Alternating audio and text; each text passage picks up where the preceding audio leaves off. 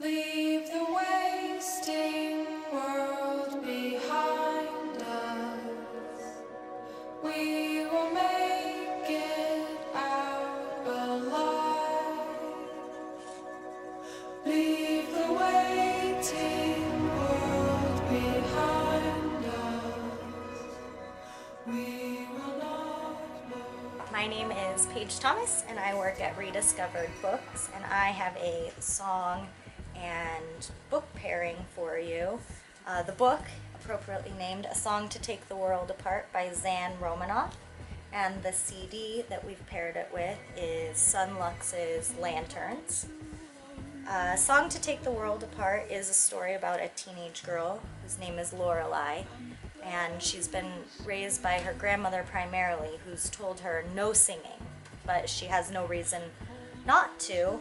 And one night, Lorelei's friend talks her into sneaking out of the house to go to a concert where there is a boy who plays in a band that they know from high school.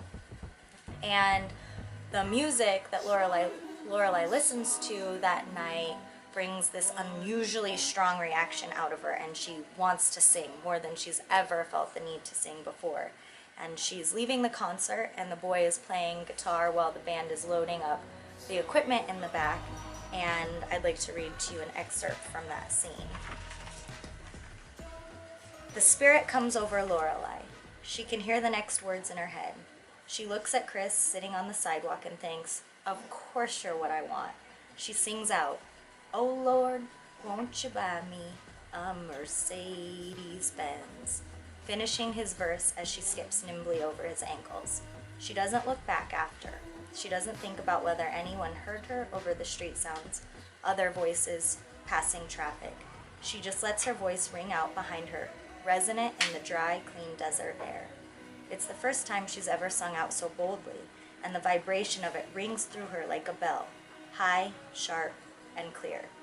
She doesn't see, though she will imagine later, over and over again, the moment when Chris hears her for the first time, when he sits up and stares after her. She'll imagine, but never know what he must have looked like. Called and compelled, wide-eyed, drawn out of himself, being pulled by something elemental and held in thrall. She doesn't see him opening toward her, brilliant in his unfolding, like a flower bursting suddenly into bloom. So, if you haven't been able to tell, this is a story about first love, but it's also about reckoning with our families and our gifts. Lorelei wants to sing more than anything else, but her Oma's warning is never far from her mind, and it carries us through the bulk of the plot. I have a big crush on this book, which is appropriate because it is a book about crushes, deep infatuation, and how music can move us, and we are moved by that music to act almost by something mystical or otherworldly. It really turns up the element of crush to like an 11.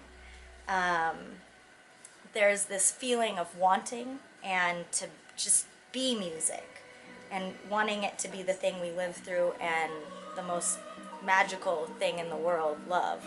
Ryan Lott, the man behind Son Lux, is a composer, and his music evokes all sorts of feelings in me.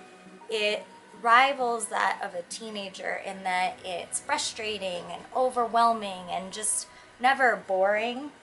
It has curious beats and strings and horns, and it rivals young adults' lives in that it's creepy and sometimes it's lulling.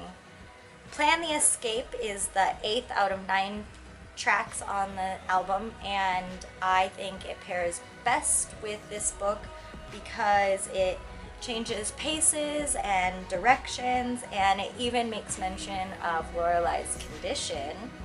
And at one point, Lott's choral vocals just demand to silence the sirens and quiet the tone. I hope that you enjoyed the review so much that you want to get the book and read it because it's extraordinary. And thanks for listening. Bye.